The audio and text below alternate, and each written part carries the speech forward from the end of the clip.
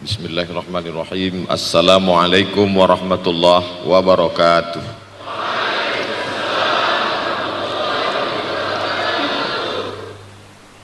Alhamdulillahi wa kafa wassalatu wassalamu ala al-habibil mustafa wa ala alihi wa ashabihi ahli tuqa wal wafa.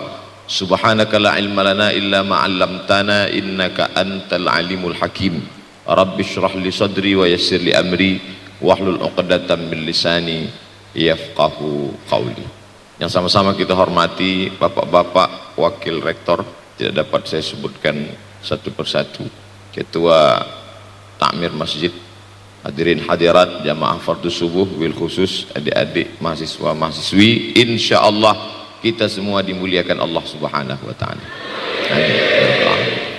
Man shallas subha fi jama'atin, siapa yang salat subuh berjamaah, faka'annama shallal laila kullah, dapat pahala seperti salat sepanjang malam. Berarti kita sudah salat sepanjang malam, tapi tetap besok malam tahajud.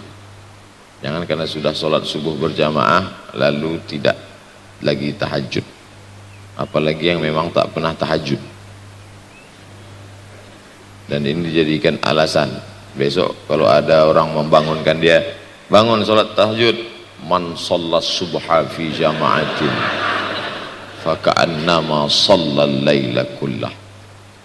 Man shallas subha fi jama'atin, siapa yang salat subuh berjamaah, kana fi zimmatillah. Dalam hadis yang lain, siapa yang salat subuh berjamaah maka sampai petang sampai malam nanti dia akan mendapatkan zimmatillah, tanggungan. Makna tanggungan, dipelihara, dijaga Allah zahir dan batin. Kalaupun dia mati hari itu, matinya dalam istiqamah dan husnul khatimah. Itu maka salat subuh berjamaah. Kalau mau melihat orang munafik, lihat pada salat subuhnya. Tapi dalam hadis ini cuma 3, Ustaz. Idza haddatsa kadzaba, bicara dusta. Wa idza wa'ada akhlafa, kalau berjanji ingkar. Wa idza tumina khana, kalau diberi amanah berkhianat.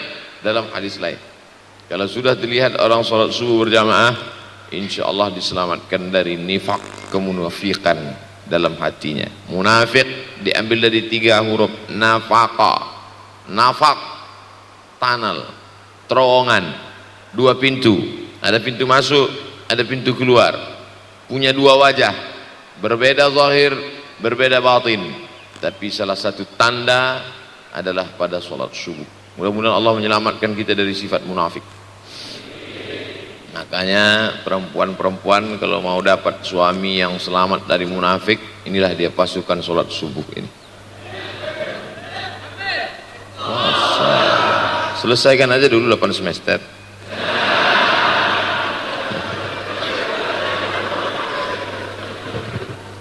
Imam Abu Ja'far Al-Barzanji menulis dalam syairnya, walamma tamma min hamlihi, ketika sempurna hamil Aminah, syahrani 2 bulan, ala ashhuril aqwalil marwiyah, menurut riwayat yang masyhur, tufiya bil madinatil munawwarati abuhu Abdullah, meninggallah abuhu, bapaknya, bapak Nabi Muhammad SAW, Abdullah bin Abdul Muttalib bin Hashim bin Abdi Manaf bin Qusay, di kota Al-Madinah Al-Munawwarah.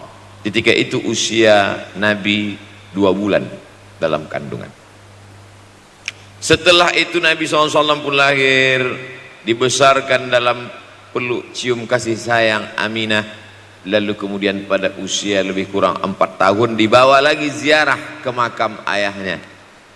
Dan dalam perjalanan pulang dari ziarah itu meninggal pula Aminah. Apa pelajaran yang ingin diambil dari kematian ayah dan ibu Nabi ini? Banyak analisa sesuai dengan ilmu orang masing-masing. Bagi psikolog yang katanya pengaruh akal manusia itu dipengaruhi 4, maka kata mereka manusia ini berpikir itu dipengaruhi oleh pertama ayah, yang kedua ibu, yang ketiga bacaan, yang keempat lingkungan. Maka Allah ingin membersihkan Nabi Muhammad sallallahu alaihi wasallam dari 4 ini. Apakah akal Nabi Muhammad itu dipengaruhi oleh ayahnya? Tidak, karena dia tidak sempat bertemu. Apakah Nabi Muhammad SAW itu akalnya dipengaruhi oleh ibunya? Tidak, karena 4 tahun sudah meninggal dunia. Apakah Nabi Muhammad SAW itu dipengaruhi oleh bacaannya? Tidak, karena Nabi tidak bisa membaca. Walladzi ba'atsa fil ummiyina rasulan minhum. Allah yang mengutus dia kepada umat yang ummi, la yaktub wa la yaqra, tak menulis dan tidak membaca. Minhum, dan dia bagian dari mereka, dia juga tidak bisa tulis baca.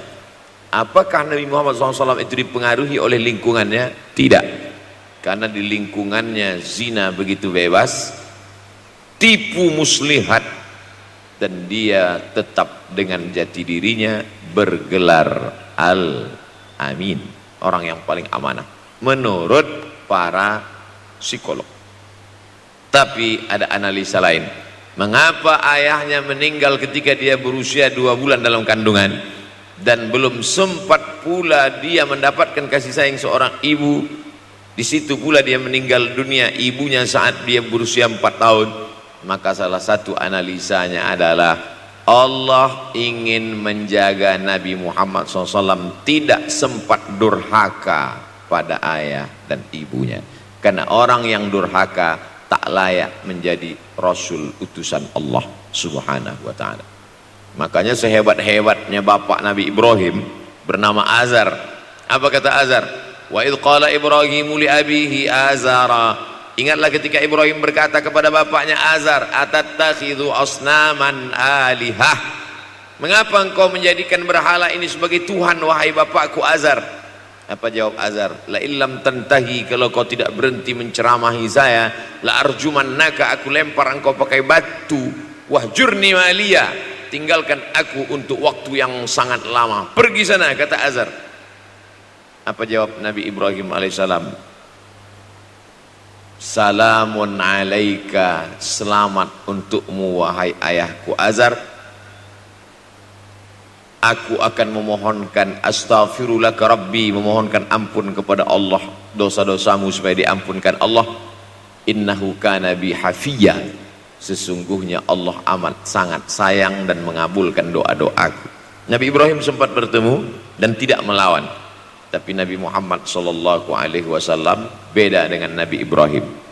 Allah buat Ibrahim tidak melawan, tapi ayahnya menjadi durhaka kepada anak.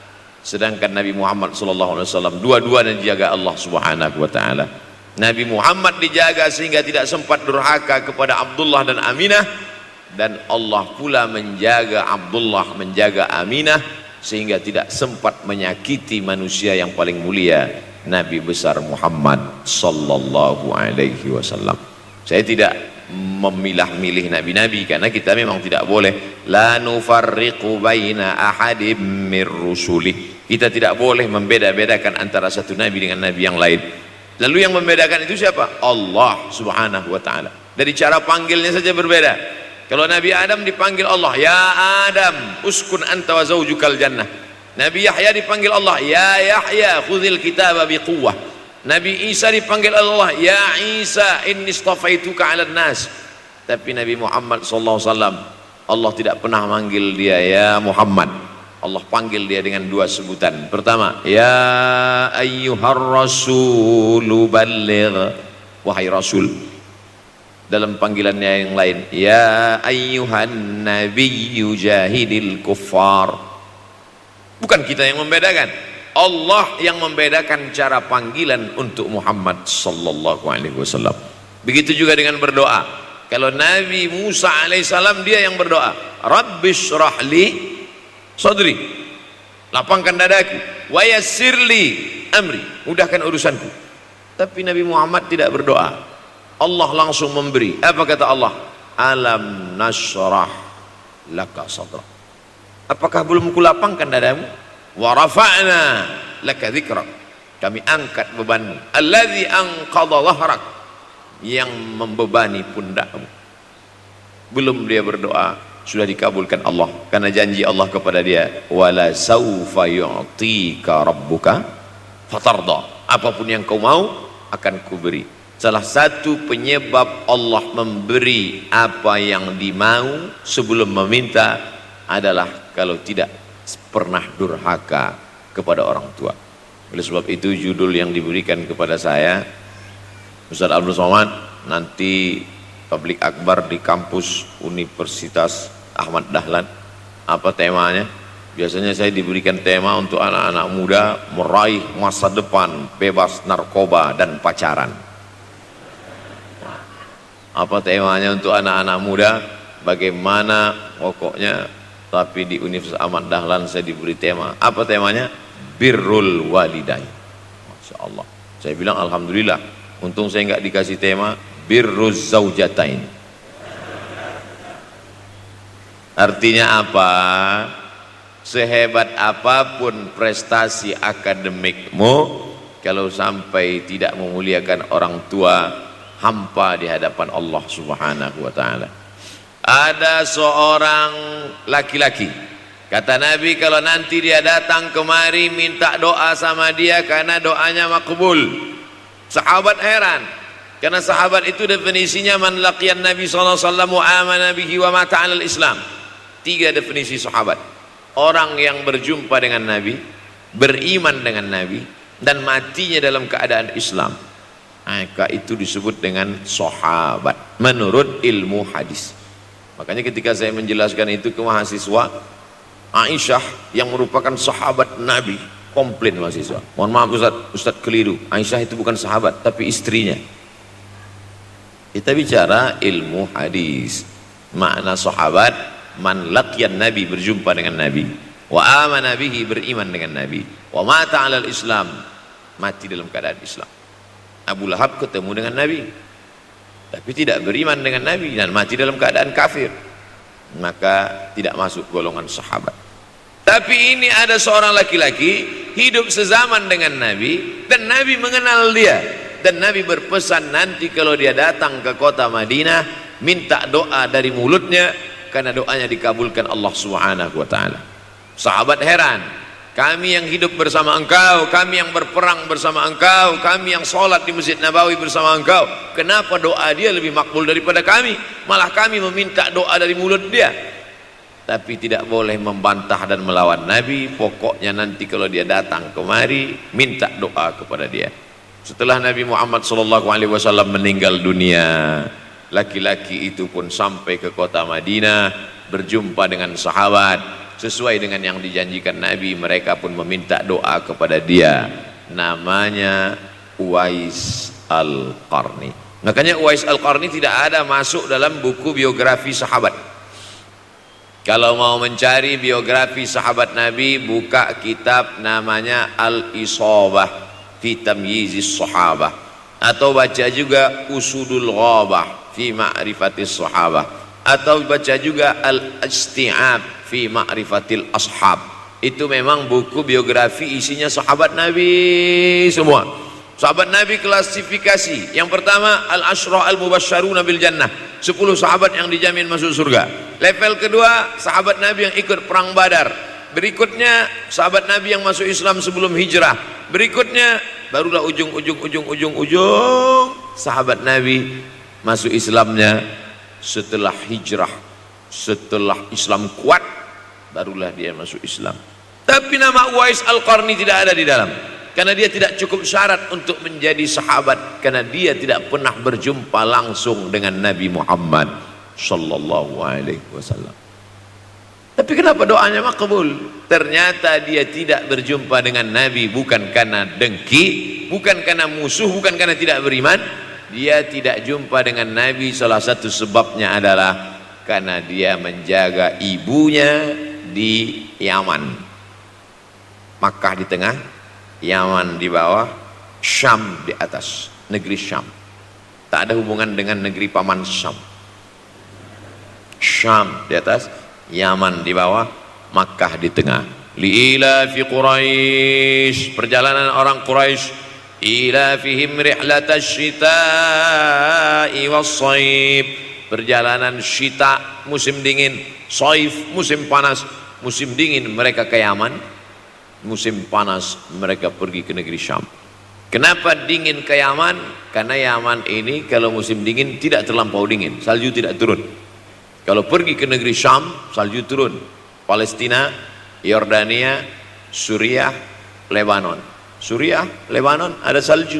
Maka musim panas Nabi pergi ke negeri Syam, karena kalau musim panas di Yaman panas sekali. Sedangkan ke negeri Syam panasnya tidak seberapa. Perjalanan orang Arab Quraisy ini diceritakan Allah, di negeri Yaman itulah tempat kampung Uwais Al-Qarni. Tidak sempat dia berjumpa dengan Nabi, tapi doanya lebih makbul daripada orang-orang yang berada bersama Nabi karena keutamaan berbakti kepada ibu. Kalau sama ayah boleh ngelawan Pak Ustaz? Enggak juga. Jangan ini nanti dijadikan dalil. Kamu kenapa lawan bapakmu? Ada seorang laki-laki.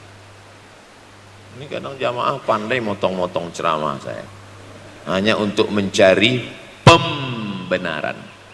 Sedangkan kita ngaji ini mau mencari kebenaran. 1000 dalil bagi orang untuk mencari kebenaran, tapi ada 1001 hujjah untuk orang yang suka mencari pembenaran. Nah, jadi kalau saya bicara tentang ibu, sesungguhnya ayah sudah masuk, karena tanpa ayah kita juga bukan apa-apa dan bukan siapa-siapa, walaupun jatah ayah sepertiga, sedangkan ibu lebih daripada itu. Man ahaqqun nas bi husni suhbati, siapa orang yang paling layak mendapatkan baktiku ya Rasulullah? Ummuka.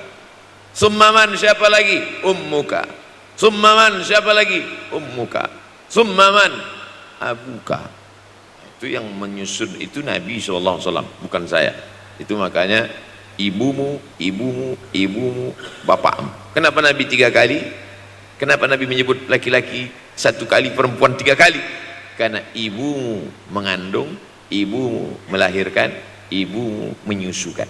Siapa yang mau dapat 3 kali? Coba yang 3 ini.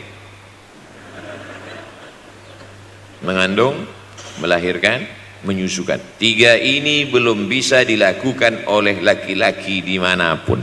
Adapun merubah wajah sudah bisa. Makanya ada lady boy, wajah lady, betis boy. Tapi untuk mengandung tidak bisa. Ana Rahman, aku ini Rahman, kata Allah. Syaqaqtur rahim wa ja'altu lahu isman min ismi. Aku ciptakan satu makhluk di dalam perut perempuan, maaf, namanya rahim, dari namaku. Ini yang belum bisa dibuat dokter dimanapun di dunia ini, menciptakan rahim, belum bisa. Andai terpecah rekor ini, maka kebanggaan luar biasa bagi LGBT. Tidak bisa, sampai hari kiamat tidak akan bisa, janji Allah. Karena Allah mengatakan dalam hadis qudsi, Ana Rahman ja'altu lahu isman min ismi. Maka ada satu makhluk dalam perut perempuan yang diciptakan, diambil dari Asmaul Husna. Sehebat-hebatnya laki-laki, dari ujung rambut sampai ujung kaki tidak ada di tubuhnya ini yang diambil dari Asmaul Husna, tak ada. Bahwa namanya dari Asmaul Husna ada, Abdus Somad, itu dari Asmaul Husna. Tapi ada makhluk di badannya diambil dari Asmaul Husna, itu hanya ada pada perempuan. Oleh sebab itu perempuan luar biasa. Makanya kampus Universitas Ahmad Dahlan memuliakan perempuan. Mana perempuan? Di atas letak. Masya Allah. Makanya saya tidak terlalu berani mendongak ke atas ini. Begitu hebatnya perempuan. Perempuan adalah ibumu, perempuan adalah istrimu, perempuan adalah anakmu, perempuan adalah adikmu. Maka saat engkau memuliakan perempuan, engkau sedang memuliakan 4 aspek dari kehidupan. Ketika Nabi Muhammad SAW diutus Allah ke atas muka bumi ini, salah satunya adalah mengajarkan manusia bagaimana menempatkan pada posisinya. Posisi dia adalah tempat kita menumpang. Ketika ada seorang laki-laki yang sudah sukses diwawancarai, siapa orang yang paling berjasa dalam hidup Anda? Dulu waktu saya merantau ke Yogyakarta, belum ada apa-apa. saya sempat numpang di rumah dia selama 4 bulan, kata seorang artis dalam sebuah wawancara. Begitu bangganya dia berkata, itulah orang paling berjasa kepada saya karena saya sempat numpang di rumahnya 4 bulan. Tapi ada yang dia lupa, bukan rumahnya yang kau tumpang, bukan ruang tamunya yang kau diami, sempat numpang di perutnya 9 bulan 10 hari. Tak pernah kau sebut. Angkat tangan yang tidak menumpang di rahim, langsung dari planet Mars langsung kemari. Enggak ada. Mr. Bean yang kita semua sehebat apapun pernah menumpang di perutnya. Oleh sebab itu makanya dosa yang paling mengerikan adalah kalau ada orang jual sabu-sabu, peminum khamar, di dunianya bahagia, happy, senang. Itu Ustaz, pengedar narkoba, hidupnya aman, adem, ayam, tentram. Di akhirat azabnya baru diberikan Allah Subhanahu wa taala. Ada orang yang pelakor senior, tapi hidupnya di dunia senang-senang saja. Di akhirat nanti azabnya ditunda. Namanya istidraj. Istidraj diambil dari kata daraja, tertunda. Azab yang tertunda, sudah jadi judul sinetron. Azab yang tertunda. Tapi ada satu perbuatan dosa yang pasti di dunia dirasakan. Apa itu? Durhaka pada orang tua. Orang yang durhaka pada orang tua, di dunia dia tetap dapat, di akhirat dapat sekali lagi. Itu janji Rasulullah SAW. Lama hidup banyak dirasa, jauh berjalan banyak dilihat, lama jadi ustadz banyak yang curhat. Maka tidak satu dua itu saya lihat dalam kehidupan. Hebat, rezeki banyak melimpah ruah, tapi jauh dari kebahagiaan. Apa sebab? Janji Rasulullah SAW. Orang yang durhaka pada orang tua di dunia sudah dapat, di akhirat dapat lagi. Dapat. Di mana letak keadilan Allah? Kenapa di dunia sudah dapat, di akhirat dapat lagi? Yang di dunia itu baru DP-nya, di akhirat baru kau rasakan cash-nya. Oleh sebab itu jangan pernah melawan pada orang tua. Jangan pernah melawan. Apapun kata dia, jurus menghadapi orang tua ini tidak banyak, 3 saja. Kalau dia marah-marah, kalau dia cerewet, kalau dia ngamuk-ngamuk, pertama diam. Pulang kampung marah aja. Saya bolak-balik kirim uang belanja, kenapa kamu IP-nya 2,0? Diam. Yang kedua, diam. Yang ketiga, diam. Kalau belum bisa membahagiakan, jangan susahkan dia. Kalau belum bisa menunjukkan prestasi, jangan susahkan hatinya. Jangan sampai belum ketemu dengan wajah kita pun dia sudah susah hati. Baru nama kita muncul di HP-nya, kumat darah tingginya. Bunyi handphone dia lihat nama kita di situ, langsung berubah detak jantungnya. Karena ternyata bukan nama kita di situ dia buat. Siapa? Troublemaker. Oleh sebab itu jangan susahkan orang tua. Saya tidak ujuk-ujuk langsung jadi ustadz. Saya sempat jadi mahasiswa terlama di dunia. Saya kuliah di Mesir tahun 1998 sampai 2002. 4 September 1998 menginjakkan kaki di Kairo. November pulang tahun 2002. Tidak pernah sekalipun saya menyusahkan orang tua saya. Tak pernah saya minta uang pada mereka. Sampai almarhumah emak saya bertanya, kau makan apa di sana? Makan nasi, saya bilang. Dari mana dapat uang? Beasiswa saya cukup, mak. 162 pon. 50 untuk makan, 50 untuk rumah, tinggal 62. 20 dibagi lagi untuk ongkos, 20 untuk buku, 20 disimpan, mana tahu demam sakit nggak ada uang. Sampai pulang. Sampai akhirnya dia kasih tanya, gimana caranya ngirim uang supaya nanti di akhirat kalau Allah bertanya, pernah nggak ngirim uang? Pernah. Ya, saya tak mau menyusahkan. Saya menganggap kalau nanti saya minta hatinya susah, kalau nanti saya banyak minta saya tak bisa balas, maka saya bukan berarti mengajak adik-adik tidak minta uang. Saya paham tak semuanya dapat beasiswa, artinya minta. Cuman kalau minta ya pulang nanti sampaikan ke orang tua, saya sudah dengar ceramah Ustaz Somad maka saya tidak minta lagi, mah tidak. Tapi tolong dirapel setahun sekali aja.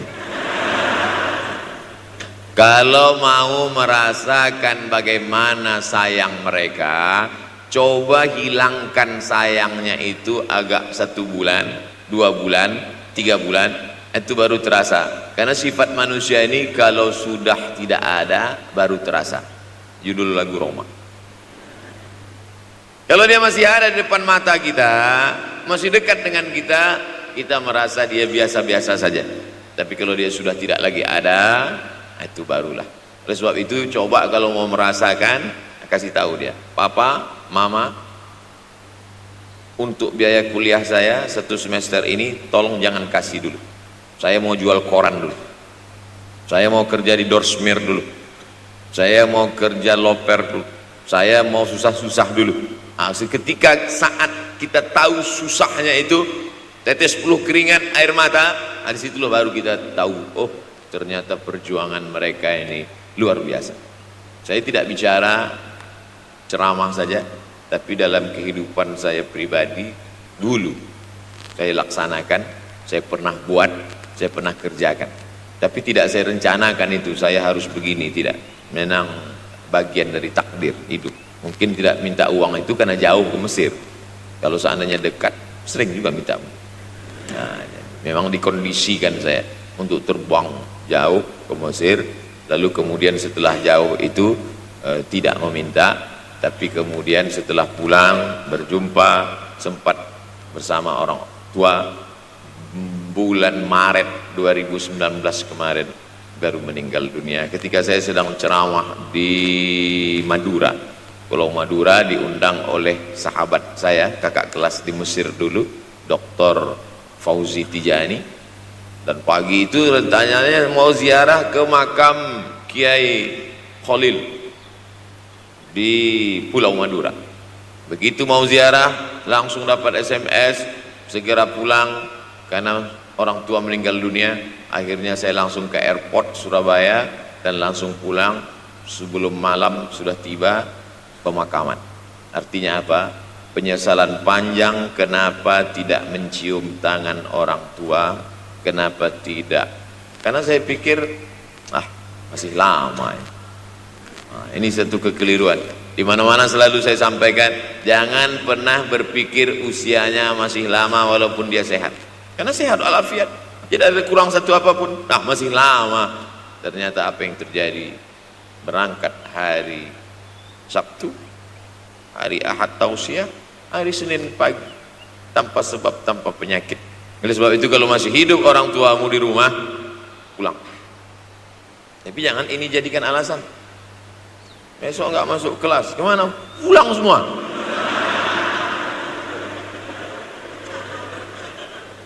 Pulang sesuai dengan kondisi, situasi dan keadaan.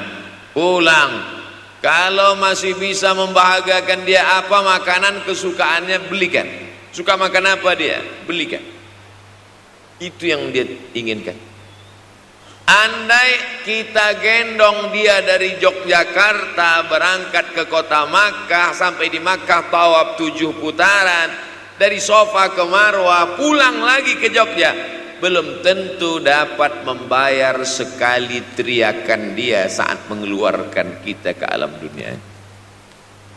Jadi banyak orang terlalu membanggakan. Saya sudah banggakan dia Pak Ustaz, saya sudah bayarkan ONH-nya. Berapa? Baru DP-nya. Sudah merasa berbakti kepada orang tua? Belum. Makanya digunakan kata birrul walidain. Kenapa Allah tidak menggunakan kata husnul walidain? Hasan baik, jayyid baik, thayyib baik, khair baik. Tapi yang dipakai birrul walidain. Hanya satu-satunya kata untuk orang tua dipakai birrul walidain, karena kata birru adalah sifat Allah Subhanahu wa taala. Makanya di antara Asmaul Husna ada Al-Barrut Tawwab, Allah yang punya sifat itu. Maka kita diharapkan berakhlak seperti akhlak Allah Subhanahu wa taala. Addabani Rabbi fa ahsana ta'dibi, Allah mendidik aku menjadi beradab sehingga adabku penuh. Allah Subhanahu wa taala tidak ada puji Nabi Muhammad SAW, hai Muhammad yang salat tahajudnya sampai kakinya bengkak, hai Muhammad yang hajinya tidak ada. Apa kata pujian Allah untuk Nabi Muhammad SAW? Wa innaka la'ala khuluqin azim, akhlak agung dan mulia. Oleh sebab itu tak ada gunanya prestasi S1, S2, S3, postdoktoral, profesor kalau tidak berbakti kepada orang tua. Makanya orang tua itu levelnya langsung setelah Allah. Wa qadha rabbuka alla ta'budu illa iyyah, langsung wa bil walidaini ihsana, ihsan. Lihat lagi penggunaan kata ihsan dalam hadis Nabi. Jibril alaihissalam datang, rambutnya tidak berdebu, bajunya sangat putih bersih, tapi tidak ada orang yang kenal. Diriwayatkan oleh Sayyidina Umar ibn al-Khattab radhiyallahu anhu, aku melihat ada seorang laki-laki rambutnya sangat hitam dan bajunya sangat putih, tapi kami tidak ada yang kenal. Ini tiga indikasi ini menunjukkan kebingungan. Kalau ada orang rambutnya sangat hitam dan kita kenal, berarti dia memang orang situ, memang tinggalnya di situ. Tapi dia kalau orang perantau, rambutnya pasti berdebu karena tinggal di gurun pasir. Sekarang kan banyak tuh anak-anak muda yang rambutnya berdebu. Itu berarti orang jauh, bukan orang Jogja.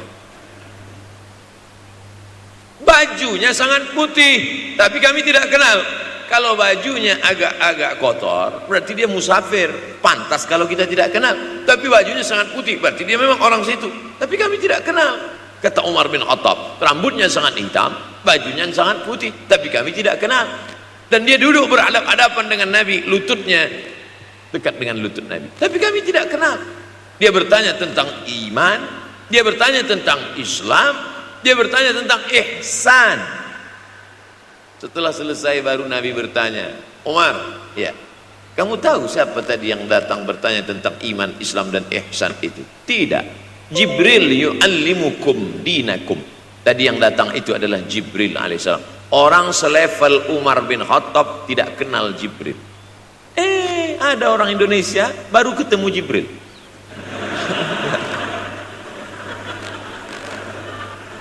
Umar bin Khattab kalau lewat di suatu jalan, kalau Umar bin Khattab lewat jalan Sudirman, maka setan lari ke jalan lain.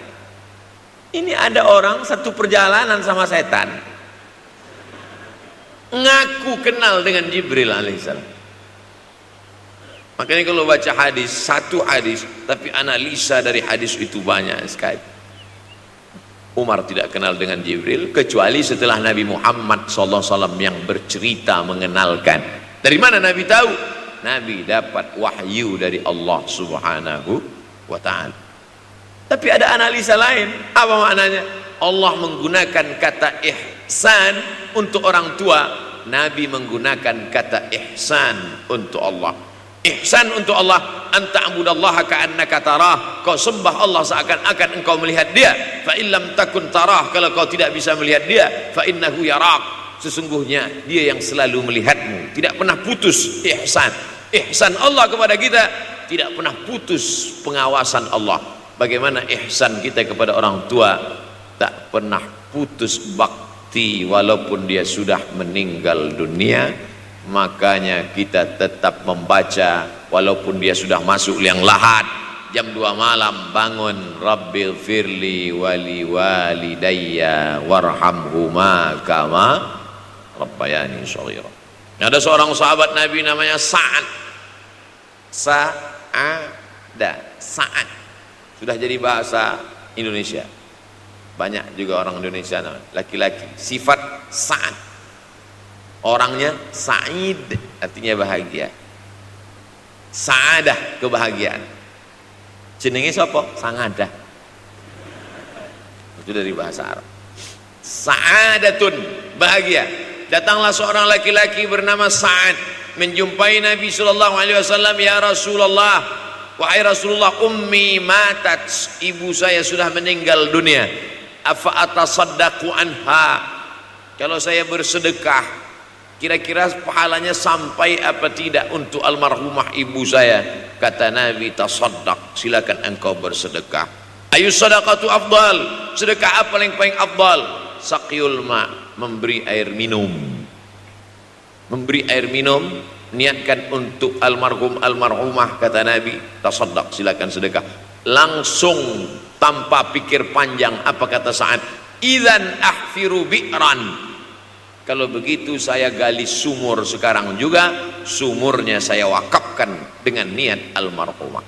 Oleh sebab itu, yang orang tuanya sudah meninggal dunia, pulang dari sini jangan gali sumur, cukup telepon, "Assalamualaikum, sumur bor."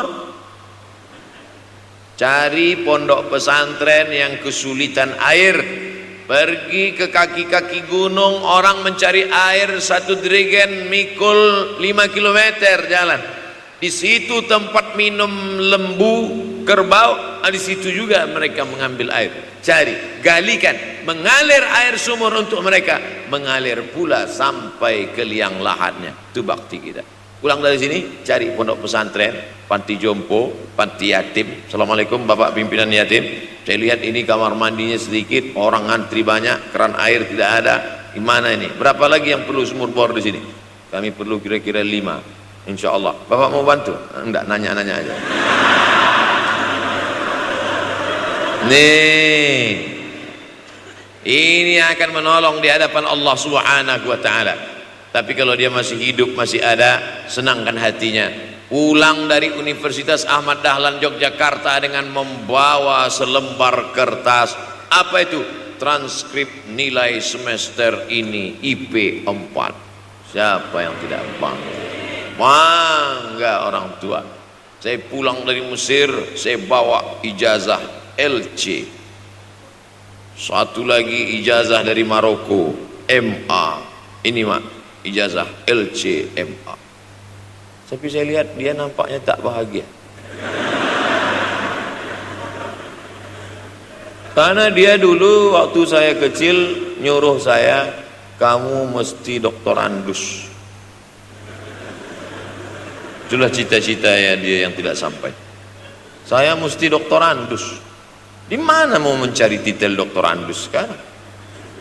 LCMA. Saya bilang, "Mak, ini LCMA ini lebih hebat dari doktorandus." Artinya apa? Bahwa menyenangkan hati orang tua itu ketika hati dia terbuka, bahagia, disitulah pintu-pintu rezeki itu terbuka. Turun barokah-barokah itu. Buah kalau matang itu dijolok, jatuh.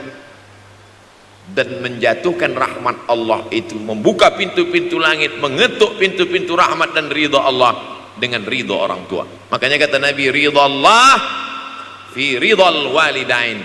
Kalau Allah ridha, maka semua yang kau mau dia berikan. Orang kalau sudah ridha itu artinya senang. Orang kalau sudah senang, semua dia kasih. Apa yang ada di tangannya itu dia berikan. Tadi malam sampai di hotel, datang seorang jamaah, buka cincinnya, cincin paling dia sayang, dia kasih ke saya. Laki-laki. Nah ini Ustaz Somad, ambil. Duduk saya tadi, duduk, datang anak muda, dia lihat saya tak pakai sorban, dikasihnya sorban. Cuman akadnya belum jelas apa ngasih atau pinjam, Allah. Ini saya penjelasan. Orang kalau sudah senang hatinya, semua dia kasih. Begitulah orang kalau sudah dapat ridha Allah Subhanahu wa ta'ala. Kita baru berharap dapat ridha Allah. Makanya habis sholat subuh selalu diajarkan, raditu billahi Rabba, aku ridha engkau sebagai Rabbku ya Allah. Apakah Allah ridha terhadap kita? STJ, status tak jelas. Cara mendapatkan ridho Allah, pancing dengan ridho orang tua, senangkan hatinya, terbuka pintu rezeki. Makanya sulit hidup kita, sempit. Dari kerut kening kita udah kelihatan. Kenapa? Karena tidak ada ridho Allah, akibat tidak pernah menyenangkan hati orang tua. Senangkan orang tuamu, jadikan dia seperti raja, maka rezekimu akan melimpah seperti rezeki raja-raja. Bukan hadis Nabi, dapat saya dari grup WhatsApp. Senangkan saja hatinya, apa yang dia mau beri, tapi dengan cara yang halal. Nah, ini harus dalam kurung syarat dan ketentuan berlaku. Jangan gara-gara ceramah ini nanti pulang kalian ke rumah, papa, mama, ini ada mobil, ini ada rumah, ini berangkat pergi haji. Wow, orang tua senang, 2 bulan masuk KPK. Innallaha thayyibun, Allah maha suci, la yaqbalu illa thayyiban. Allah tidak menerima kecuali yang suci-suci saja. Wa anfiqu, berinfaklah. Wa anfiqu, bersedekahlah. Wa anfiqu, berwakaflah. Wa anfiqu, berzakatlah. Min thayyibat, yang baik-baik. Yang tidak baik tidak diterima Allah Subhanahu wa taala. Kamu lagi ngapain? Nyuci. Lagi ngapain? Nyuci. Pakai air apa? Air kencing. Begitu kata Syekh Abdul Wahab Asy-Sya'rani dalam kitabnya Tanbihul Mughtarrin. Tanbih, peringatan.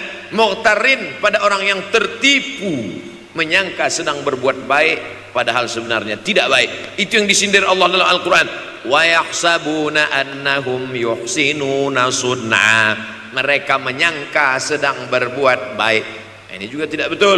Niatnya sudah baik, membahagiakan orang tua, tapi caranya tak betul. Mama, papa, alhamdulillah kuliah saya sudah selesai, ini skripsi saya.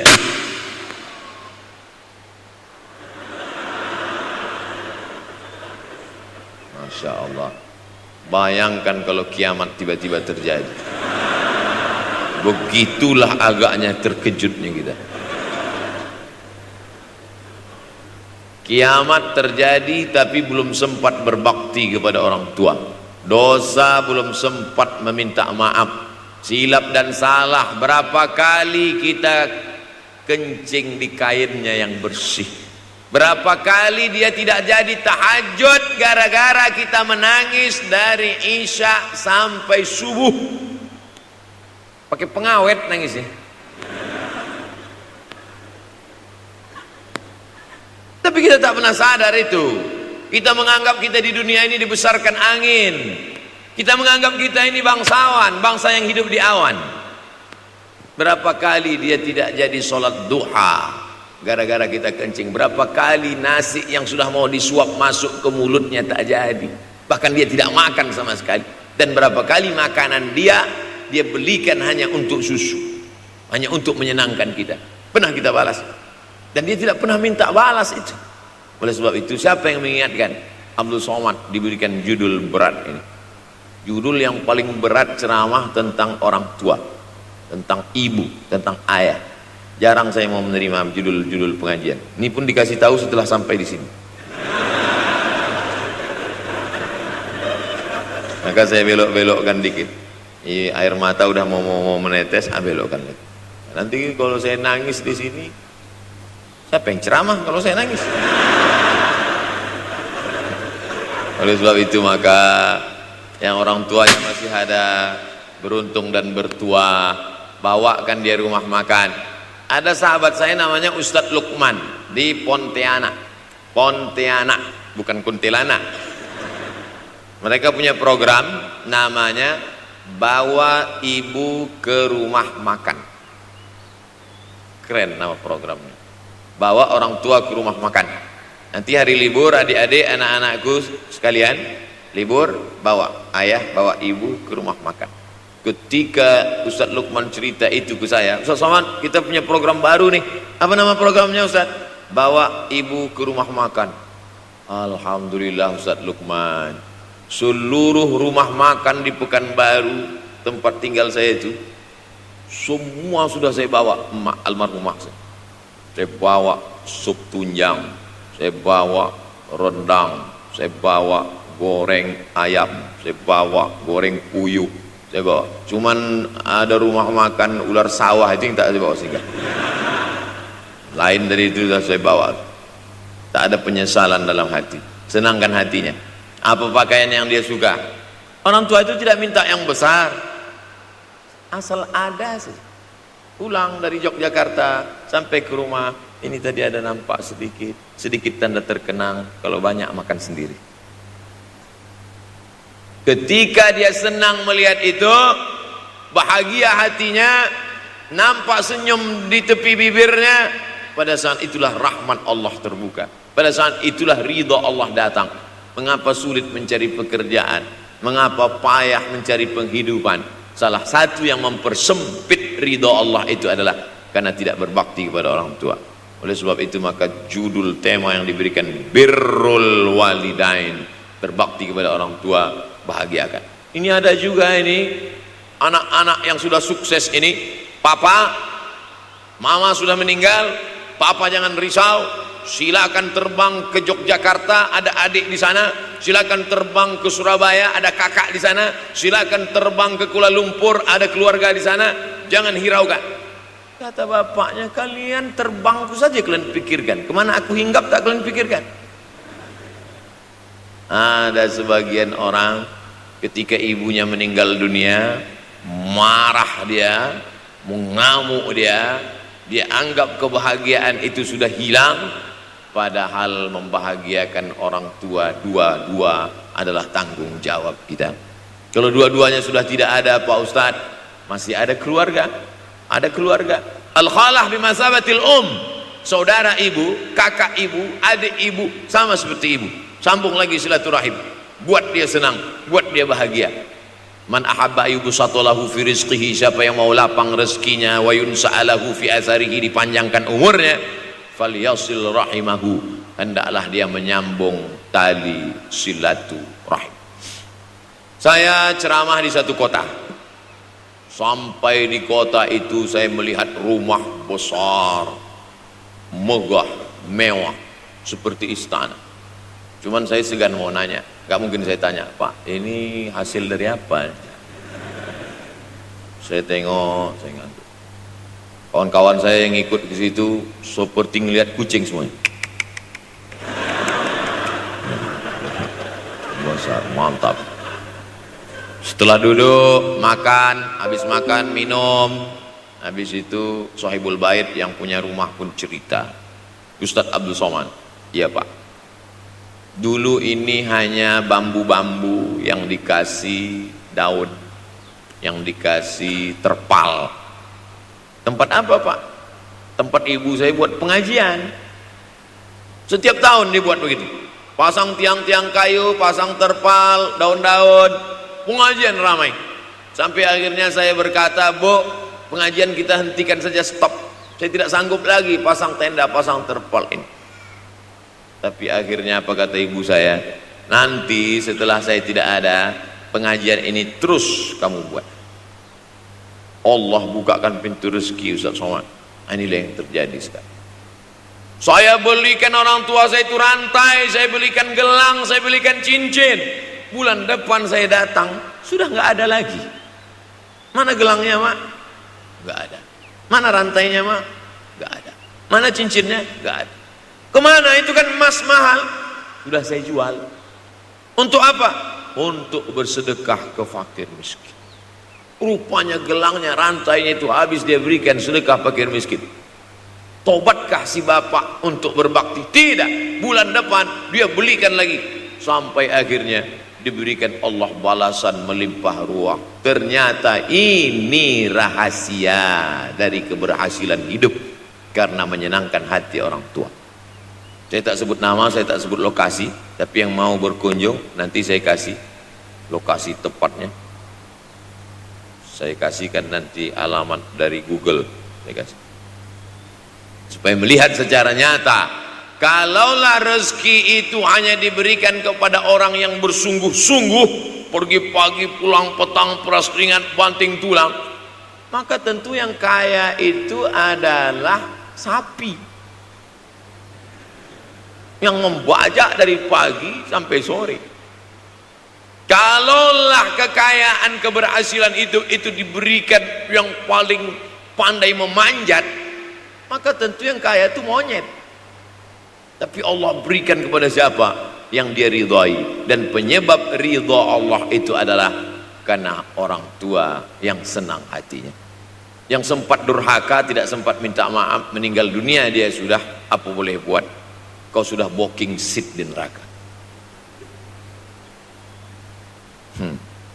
Yang sudah sempat durhaka, tidak sempat minta maaf, meninggal dunia gara-gara dia pecandu narkoba, pemabuk, pezina, mati. Orang tua dalam keadaan susah. Berapa kali saya ketemu ibu-ibu selesai pengajian, pergi saya ke tempat parkir, ibu tua 70 tahun menangis. Ibu nangis kenapa bu? Anak saya Pak Ustadz. Kenapa dia? Disuruhnya saya jual tanah. Mama jual tanah. Untuk apa mama megang tanah, udah tua aja pun jual. Mestinya anak itu yang menyenangkan hatinya di hari tuanya, bukan malah menyuruh jual tanahnya. Jual tanah supaya dia bisa bangun rumah, jual tanah supaya dia bisa menyekolahkan anak-anaknya. Na'udzubillah. Sudahlah tidak membahagiakan, malah menyusahkan. Ustaz, anak saya nyuruh saya jual tanah saya supaya dia senang, supaya dia dapat duit. Gimana nih Pak Ustaz? Mungkin si ibu berharap saya menjawab, ibu sabar aja ya bu, sabar ya. Ibu salah tanya bu. Kalau mau sabar cari ustadz lain, ada spesialis sabar, bukan saya. Begitu dia kasih tahu, anak saya maksa saya jual tanah saya. Pak Ustadz gimana? Mana alamat rumah anaknya? Mana? Saya mau datang. Mana? Anak durhaka, neraka jahanam tempat kau.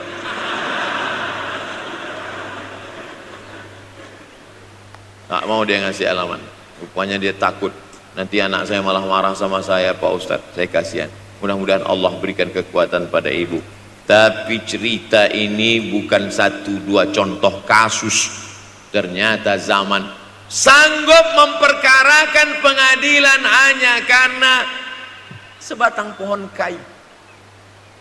Atau cuma saya yang dapat berita aja? Adik-adik ada juga dapat kiriman itu?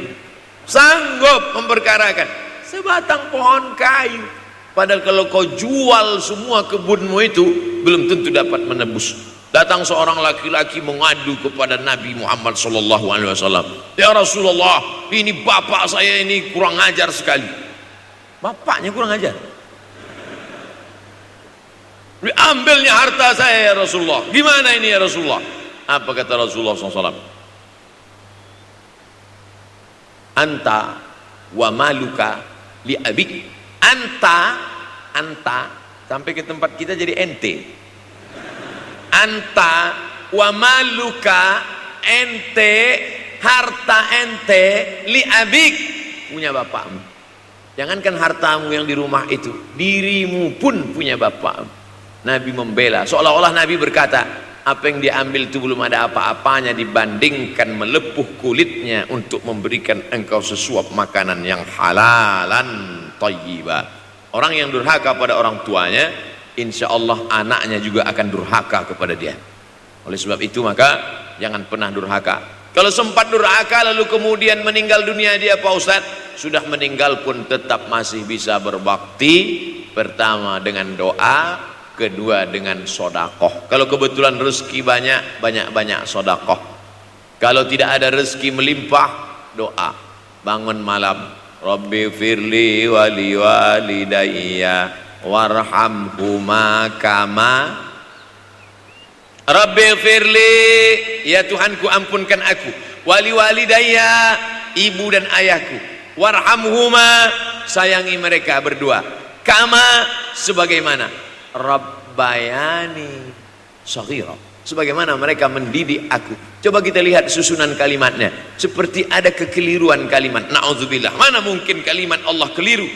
Allah ingin menegur kita, sayangi mereka sebagaimana mereka mendidik aku. Mestinya kalimatnya kan tidak begitu, sayangi mereka sebagaimana mereka menyayangi aku. Tapi ternyata sayang belum tentu mendidik, tapi mendidik pasti sayang. Karena bunyi kalimatnya, sebagaimana mereka mendidik aku. Jadi banyak juga anak-anak ini tidak sayang karena salah Disangka sayang itu dengan ngasih motor, disangka sayang itu dengan ngasih gadget, disangka sayang itu dengan ngasih transfer uang yang berlebihan. Belum tentu sayang. Dulu ada insinyur arsitek yang membangun salah satu rumah keluarga saya. Kuliahnya di Jogja, cerita dia. Dulu saya kuliah di Jogja, Ustadz Abdul Somad, insinyur. Terus teman kami sakit di kos-kosan. Kami bingung mau nelpon siapa. Akhirnya datang mobil mewah, parkir polisi, tentara, ramai. Barulah kami tahu rupanya dia anak menteri. Jadi sayang orang tua itu bukan mesti dibelikannya apartemen, dibelikannya mobil, belum tentu. Boleh jadi itu justru menjerumuskan anak. Diberikan apartemen, diberikan mobil mewah. Habis 2 bulan kena virus HIV AIDS. Tapi kalau dibuatnya kita jauh, saya yakin adik-adik kuliah di Universitas Ahmad Dahlan, ada yang dari timur Indonesia, ada yang dari Sumatera, lalu kemudian di tengah kesendirian, belum makan, uang kos belum bayar, transfer macet, datang setan berbisik, hei sebetulnya kau anak yatim piatu yang dibuang. Bukan. Orang tuamu bukan tidak sayang, dia hanya sedang ingin mendidik supaya engkau menjadi anak yang mandiri. Maka nanti kalau sedang duduk termenung gitu, tiba-tiba datang bisikan, pergilah cari jembatan, terjunlah. Maka saat itu katakan dalam hatimu, lawan, hei setan. Orang tuaku sayang kepadaku, dia hanya ingin supaya aku mandiri. Ada orang tua yang salah didik kepada anak-anak, sampai mengikat tali sepatu pun anak tidak pandai. Baru mau mengikat tali sepatu, sudah diikatkan. Baru mau makan, sudah disuapkan. Akhirnya anak tidak punya keberanian untuk hidup. Harta dia punya, uang dia punya, materi dia ada, satu yang dia tidak punya, tidak ada mental. Tapi anak-anak, adik-adik Universitas Ahmad Dahlan adalah orang yang punya keberanian untuk hidup. Betul? Ini di hadapan saya ini. Siapa yang tidak punya keberanian hidup?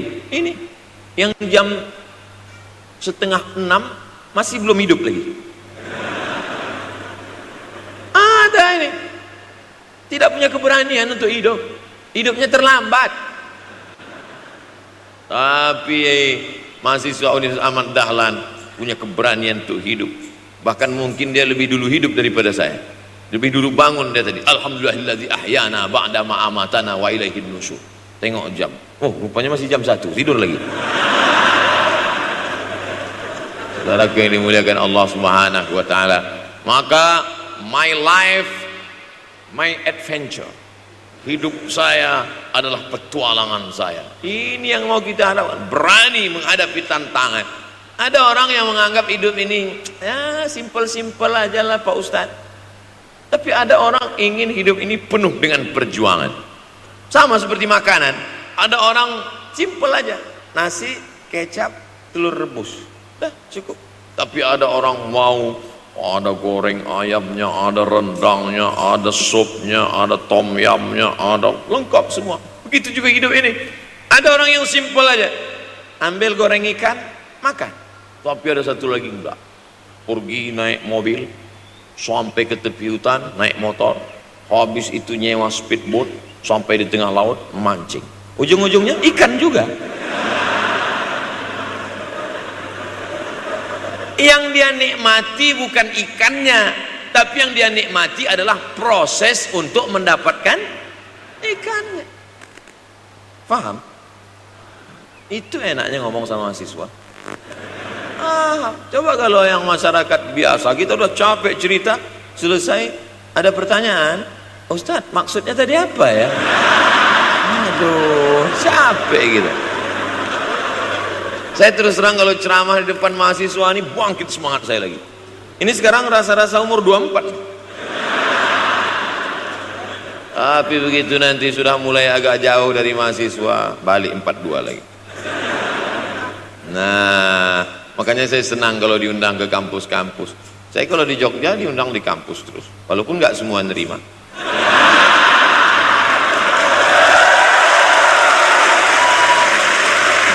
Saudaraku yang dimuliakan Allah Subhanahu wa taala, maka kita harus sering-sering bersama. Apa ini takbir? Takbir itu ngusir setan. Tadi saya ceramah jam 4:30, sekarang sudah jam 5:30 artinya saya sudah ceramah 70 menit. Ini sudah keluar dari kode etik, karena di mana-mana saya ceramah 60 menit. Kenapa bisa Ustaz Somad ceramah 70 menit di Universitas Ahmad Dahlan ini? Kenapa? Semangat yang membuat kita. Padahal berdiri lagi, tahan, belum sarapan lagi, tahan. Artinya apa? Yang membuat kita kuat itu bukan materi, bukan makanan, tapi semangat. Maka jangan sempat kehilangan semangat, bangkitkan semangat. Semangat terus. Semangatnya apa? Semangat ingin membahagiakan orang tua. Kalau lupa, tulis. Biasanya mahasiswa ini kan suka lupa, tulis di dinding kamar. Semangat bahagiakan calon mertua.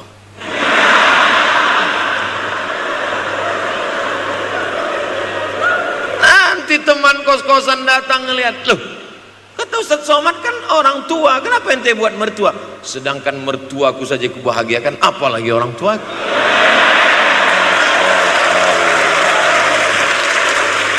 Begitu hebatnya. Cuman kadangnya kita hanya mendapat ini hanya di sinetron-sinetron saja. Real nyatanya di mana? Datanglah ke Universitas Ahmad Dahlan. Jadi hidup ini harus ada target yang mau dicapai. Banyak orang targetnya nggak benar. Saya ingin menjadi orang yang punya kepribadian, Pak Ustadz, rumah pribadi, mobil pribadi. Target bahagiakan orang tua. Gaji pertama kalau kerja nanti umroh. Oh, gitu. Ma, doakan. Nanti kalau aku kerja insya Allah gaji pertama nanti memberangkatkan umroh.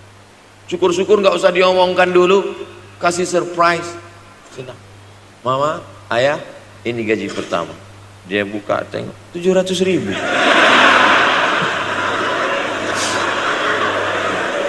Menangis dia menerima gaji pertama itu, bukan karena harunya sikit. Gitu dia buka amplop, oh kok setitik dong. Haru dia. Kenapa setiap mendapat hadiah dari anak, orang tua selalu meneteskan air mata? Karena kita tidak pernah besar dalam pandangan matanya. Kita sehebat apapun, kita tidak pernah besar di matanya. Di pandangan ibu ayah kita, kita adalah anak kecil yang tapak kakinya 2 jari, panjangnya sejengkal. Maka jangan pernah ceramahi orang tua. Jangan mentang-mentang sudah mahasiswa pulang, ayah sini, mama sini, duduk. Assalamualaikum. Bisa. Karena kita tidak pernah besar di mata orang tua. Kita tetap kecil. Walaupun kamu sudah menikah, sudah punya istri, sudah punya anak, kau tetaplah anak-anak dalam pandangan dia. Oleh sebab itu jangan sok besar, jangan sok hebat. Kalau ada pesan yang ingin mau disampaikan, jangan melalui mulut kita, dipinjam mulut orang lain. Tokoh masyarakat, alim ulama, dia ngajinya di mana? Ada yang mau kita perbaiki, jilbabnya mungkin kurang panjang, mungkin ada kebiasaan dia yang kurang baik. Sementara kita udah ngaji, sudah belajar di Universitas Ahmad Dahlan, sudah terpelajar, membuat dia mau menjadi orang baik. Tidak mesti dari mulut kita, pinjam mulut orang lain. Assalamualaikum Pak Kades, pinjam mulut Pak Kades sebentar boleh? Pak Kades, ayah saya kan orangnya baik sama Pak Kades. Iya, nanti kalau saya ngomong dia nggak dengar. Jadi saya mau tolong Pak Kades. Pak Kades, ayah saya sampai sekarang belum sholat Pak Kades. Jadi tolong Pak Kades nasihati dia. Kata Pak Kades, saya juga nggak sholat.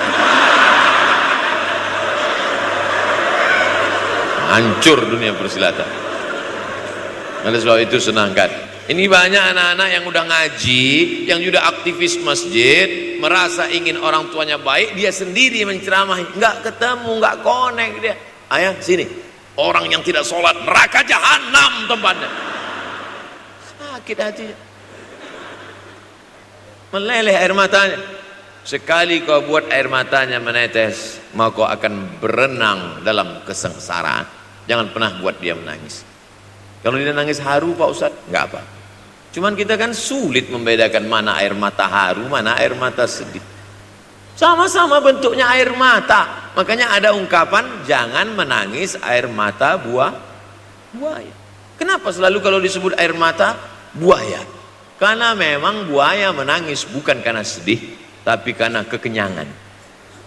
Buaya kalau habis makan orang, keringat, buaya itu tidak ada pori-porinya. Kita kalau berkeringat kan keluar pori-pori, ini keluar air. Buaya nggak ada. Satu-satunya tempat air keluar, itulah. Makanya menangis buaya. Keluar air mata buaya. Maka jangan sampai kita nangis karena kekenyangan. Haru dia melihat pemberian kita. Di saat itu menetes air matanya, berdoa, dia memanjatkan doa, mengetuk pintu-pintu langit, terbuka. Masya Allah. Tembus. Pantasan doa mahasiswa Universitas Ahmad Dahlan kabul, rupanya pintu terbuka. Doa kepada Allah Subhanahu wa taala. Kadang-kadang kita merasa doa kita yang dikabulkan Allah, kadang-kadang kita merasa sok hebat. Setelah dia meninggal dunia, barulah kita sadar rupanya selama ini kita hanya menumpang doa. Numpang. Bukan doa kita yang dikabulkan Allah ternyata, tapi doa dia. Tapi dia tidak pernah cerita itu. Dia nggak pernah ngomong. Apa pernah dia panggil kita? Sini sebentar. Aku sudah capek doain nanti. Nggak pernah dia bilang itu.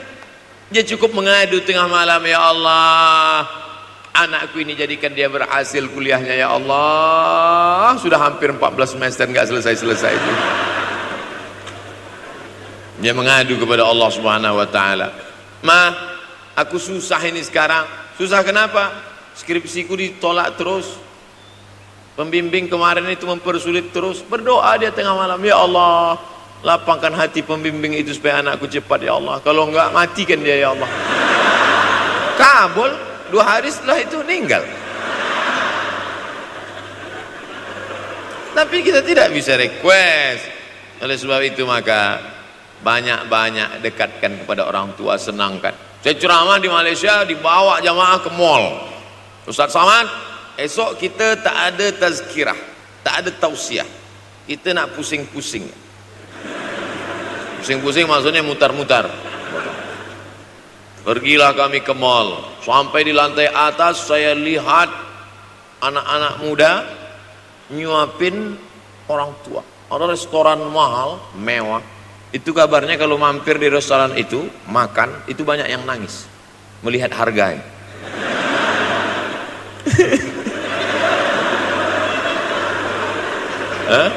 Ada saya lihat anak-anak muda yang ganteng-ganteng, perempuan yang cantik-cantik menyuap orang tua. Orang tua yang sudah tak berambut, sudah perempuan tak berambut lagi, rontok saking tuanya, kulit sudah keriput. Duduk. Didorong pakai kursi roda, dibawa ke mall, sampai di situ diberikan restoran tercanggih, termahal, dia sendiri yang menyuapkan makanan.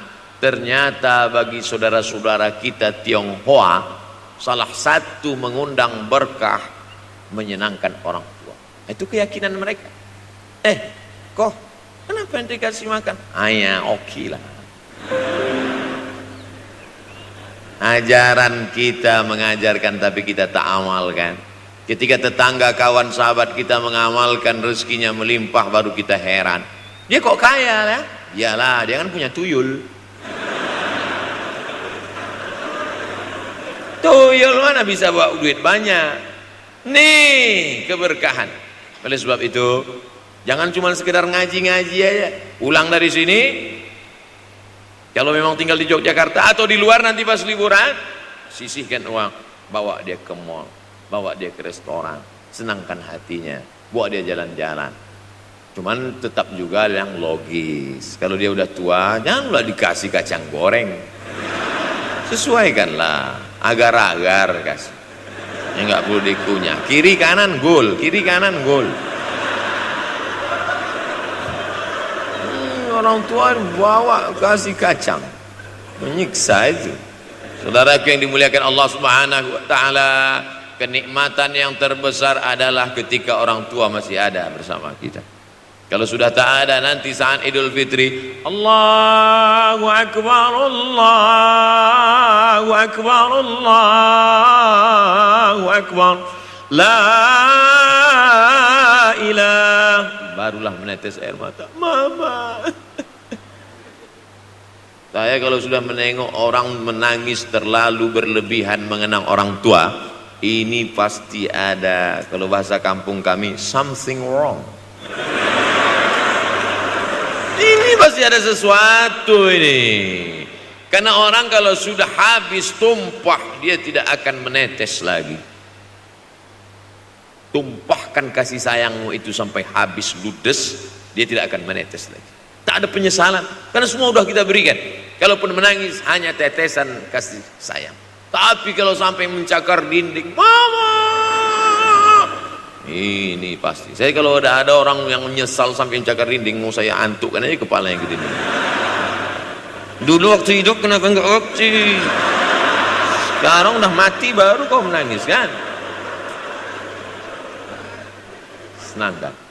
Nah, tapi tentu sesuai kemampuan kita, karena kata Allah, la yukallifullahu nafsan illa wus'aha. Allah tidak membebani orang lebih dari semestinya. Ustaz ceramah sampai jam berapa ini? Sampai jam 6 insyaallah. Saya mau melengkapkan. Jam kita sama tuh. Oh, sama. Jam 6. Jam 6 maka saya ceramah 90 menit nanti di Universitas Ahmad Dahlan.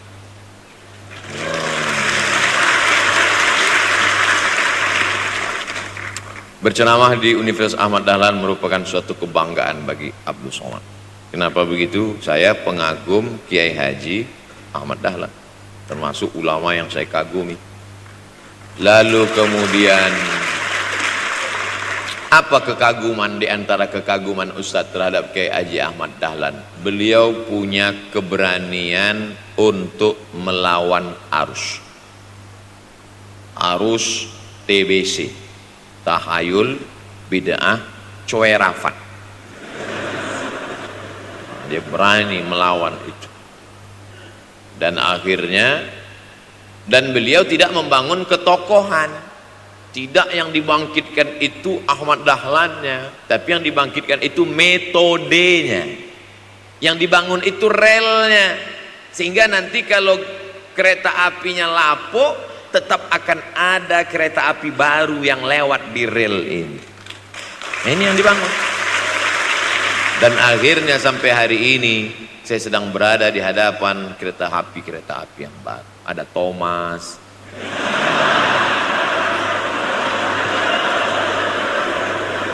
Kok Ustadz tahu Thomas? Anak saya paling suka itu. Satu koper kereta api. Artinya apa? Bangun rel, maka akan ada lokomotif baru. Dunia boleh berganti, zaman boleh berubah. Idza waqa'at ala ahadikumul qiyamah, kalau kamu sudah mau mati, wa fi yadihi fasilah, di tanganmu ada bibit korma. Sudah mau mati, di tangan ada bibit korma. Apa yang kita lakukan? Ada sebagian orang kalau sudah mau mati, ya wis gua aja lah. Kalau di tanganmu ada bibit korma, gali-gali tanah sedikit, tanamkan. Untuk apa nanam korma sudah mau mati? Bukan kita sempat memakan manisnya, tak sempat bermaung di bawah daunnya yang rindang. Bukan kita yang menikmati, tapi ada orang lain dan pahalanya mengalir ke makam kita. 28.000 ibadah mengalir ke makam Kiai Haji Ahmad Dahlan. Angka 28.000 itu dari mana Pak Ustaz? Angka mahasiswa Universitas Ahmad Dahlan. Ustaz tahu dari mana? Ya makanya kalau orang ngomong tuh dengar. Makanya saya kalau diundang ceramah, Ustaz nanti sebelum ceramah kita ada acara makan dulu. Ya selama itu saya diam aja. ngumpul-ngumpulkan bahan. Jangan pernah melihat modal materi, tapi kuatkan usaha dan tawakal.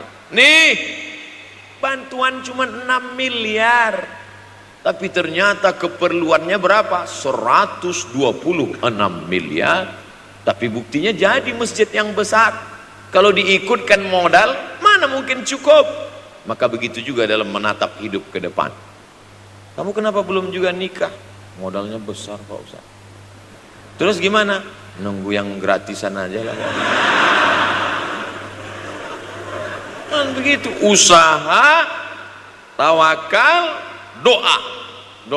Nah, bagi yang masih lajang, yang mau nikah, itu kalau bisa doanya jangan sir, agak jahar dikit. Ya Allah, umur udah 40. Dengar sama sebelah, loh belum mas katanya, belum. Bodoh.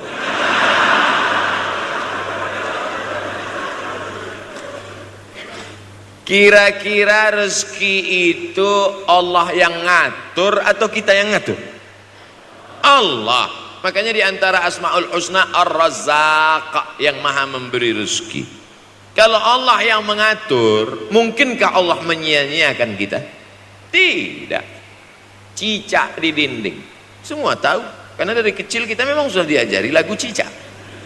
Cicak, cicak di dinding. Ada nggak pernah yang dinyanyikan lagu kadal? Ada. Kenapa mesti cicak? Coba tanya ibu kita yang dulu nyanyikan. Mama, kenapa cicak, Ma? Karena kalau buaya terlalu gede, nak. Kenapa cicak? Dia sedang mengajarkan kita bagaimana cicak dengan segenap kelemahannya. Cicak itu binatang yang lemah, hidupnya aja sungsang. Kita selalu berlawanan dengan cicak. Yang kata kita di atas, kata cicak di bawah. Tapi makanan cicak luar biasa. Apa makanan cicak? Helikopter, nyamuk. Cicak tidak bisa menggunakan tangannya, karena kalau dia pakai tangannya jatuh. Kadang pakai 4 aja jatuh. Selalu kan kejadian eksiden cicak jatuh. Cicak tidak pernah gunakan tangannya untuk makan, karena dia harus berpegang kuat. Apa yang dia pakai? Lidahnya. Lidahnya dia pakai. Nyamuk yang dia makan. Helikopter. Habis dimakan oleh cicak. Siapa yang paling hebat? Nyamuk. Makanannya darah. Nyamuk masih keluarga Dracula. Tapi Allah SWT mau mengajarkan jangan putus asa, gunakan potensimu, apapun yang terjadi gunakan. Ini sekarang banyak anak-anak muda ini kehilangan semangat. Kalau engkau kehilangan beras masih bisa hidup 3 bulan. Kalau engkau kehilangan air masih bisa hidup 3 hari. Tapi kalau kau kehilangan semangat, kau hanya hidup 3 detik. Tik, tik, tik, mati. Oleh sebab itu jangan sampai kehilangan semangat. Bahasa kitanya putus asa. Sampai dingin tuh lontong. Bukan karena ceramah terlalu lama, bukan. Sampai dingin itu sarapan pagi gara-gara mahasiswa. Ente kenapa? Galau Ustaz. SMS nggak dibalas, telepon nggak diangkat. La ilaha illallah Muhammad Rasulullah. Mahasiswa seganteng ini, sehebat ini, begitu cepat putus asa. Saya aja setua ini, sekurus ini masih banyak yang mau. Lihat tuh komen-komen di Instagram, baca tuh komen-komen di YouTube. Ustadz, jadikan aku yang kedua ya. Masa kalian anak-anak muda gagah perkasa, bangkitkan semangatmu, takbir. Banyak yang belum ketemu jodoh. Saudaraku yang dimuliakan Allah Subhanahu wa taala, maka bangkitkan semangat. Tapi yang namanya semangat ini tidak bisa bangkit dengan banyak. Kita lihat orang bersemangat, pede di depan orang, pede luar biasa. Dia kok pede sekali ya? Pakai sabun. Banyak juga yang semangat, pede luar biasa, rupanya pakai jimat. Kita pede kita bukan karena sabu-sabu, bukan karena narkoba. Pede kita karena kita sudah serahkan semuanya pada Allah. Inna sholati wa nusuki wa mahyaya wa mamati lillah. At-tahiyatul mubarakatul sholawatu thayyibatu lillah. Tapi tetap satu. Jangan nanti mentang-mentang udah dengar ceramah saya, at-tahiyatul mubarakatul sholawatu. Tetap saja dalam hati saja. Ini bukan punya aku ya Allah, ini semuanya punya Engkau, punya Engkau. Berhasil kalian, sukses kalian, punya apartemen, punya kondominium, punya mobil. Datang teman nanya, hebat ente ya, kaya sekarang ya. La haula wala quwata illa billah. Tapi ngomongnya setelah berhasil. La haula wala quwata itu setelah berhasil atau sebelum? Setelah semua dipuji orang, hebat ente sekarang ya. La haula wala quwata. Bukan punya saya, punya Allah. Tapi sekarang banyak orang salah. Ente kok nggak kerja? La haula.